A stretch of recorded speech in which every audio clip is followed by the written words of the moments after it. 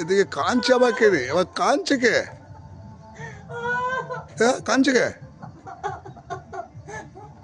কাঁদছো কেন? আর বলো না গো, কেন? ওই গলিতে বড় বড় ভূত দেখলাম গো। ভূত? হ্যাঁ, সে আবার কেমন জিনিস? ওরা বাপরে সাদা কাপড় পরে আসছে গো। হ্যাঁ, তুমি ভয় খেয়ে গেছো? হ্যাঁ, ভয় খেয়ে গেছি।